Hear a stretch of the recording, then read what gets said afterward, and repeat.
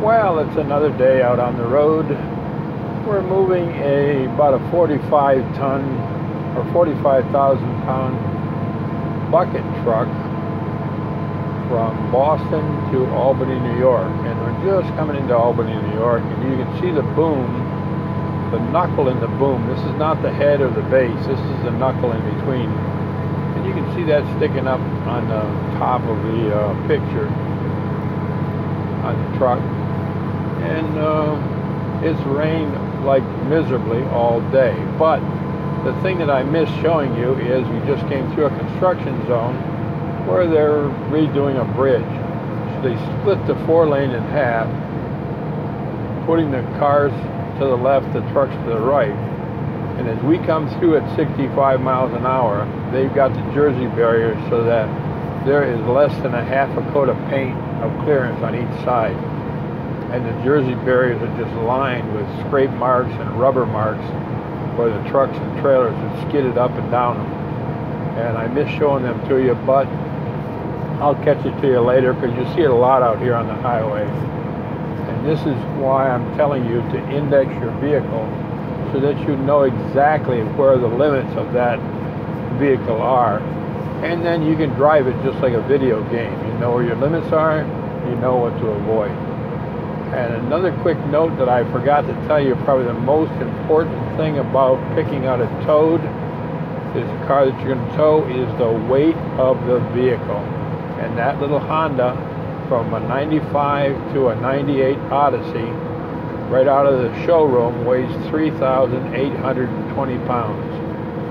Now mine, because of all the extra iron and printers and clothing and fishing gear and junk and tools and wiring, weighs 4,200 pounds. So I've got 400 pounds of junk in mine, and thus I need the air shocks. But just thought I'd mention that because I forgot to mention it on the other chapter.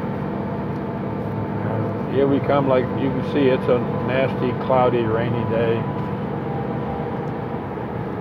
And there's people doing 30 miles an hour in a 65 mile an hour zone. Always makes it interesting. Now we're coming into New York State, and this is one state. If you travel all the U.S., Wyoming's kind of like that. Wyoming and Montana. But anyway, this is one state you really want to look out for because New York State does not have any permanent scales or inspection stations normally set up. They're all roving. So they will have troopers lined up. First they'll move everything over, all the trucks into the right lane. And all of a sudden you'll start seeing cones going down the road. And then there'll be a trooper out there waving you into the scales. And they set up portable scales in the rest areas. And they are brutal. They'll bring out all the students right fresh out of school with a whole armful of damn books, and they'll start writing tickets. And now the idea is the more tickets they can write, the better day they have, but you're the recipient of those tickets. So New York State, and they sometimes tend to make the rules up as you go along. Coming up on a toll booth, I'll get back to you. Now I'm driving a utility company service vehicle, which means that it works on the high lines and electrical facilities. But if you read the federal laws, the service vehicles all the way down to a little bucket truck and a tool truck for the cable companies, even all the way down to them, they are by federal law exempt from the logbook and from the time limit that you can drive. You do not have to keep a log on any of these trucks, or you're not in a restriction for driving. You can drive 24 hours a day for 10 days straight by federal law, and there is no way that they can hold you. But when you talk about Montana, Connecticut especially, and New York State, I found and sometimes Texas, they sort of make up their own rules as they go along, and they don't give two shoots what the federal government regulations say. And this is just talking from experience. And a quick little story. I'm driving out of Providence, Rhode Island, towing a car behind a truck when my wife's in the car, lucky enough. We get stopped by a Connecticut DOT officer, and he goes, you know, what the hell do you think you're doing? I says, I don't know, what's the question, sir? He says, you're towing a damn vehicle on a transporter plate. And I said, yeah, I do that all the time, all over the United States and Canada. He says, well, you can't do it in Connecticut, it's against the law.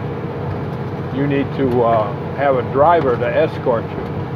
And I said, I never heard of such a thing. I think the law, because I have an Indiana plate, that I have to follow Indiana's laws, and you guys are assigned a reciprocity with Indiana for your transport tags. He says, nope, I'm the official transport DOT person in Connecticut, and I'm telling you, either disconnect that car and leave it here and come back and get it, or I'm writing you a ticket or arresting you. So we stop at the next rest area, disconnect the car, and he follows us in.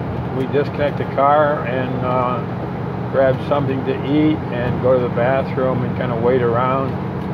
We waited around for an hour, and it turned 5 o'clock, and he went off duty and left. So we hooked the car back up, and down the road we went. We get back to Indiana, go to the legal department of the company we're hauling for, and he goes, no, that's a crock of bull. Every state holds reciprocity with Indiana for your laws. So if you have a Massachusetts transport tag, whatever you left Massachusetts with legally is legal anywhere in the United States as far as hooking and hauling and stuff like that. So Indiana plates allow you to haul a car behind it. It does not even have to have a tag or license or title with it. You can haul anything behind it as long as you have the transport tag and the placard to go with it that are both legal in your name. So we'll catch you later, film at 11.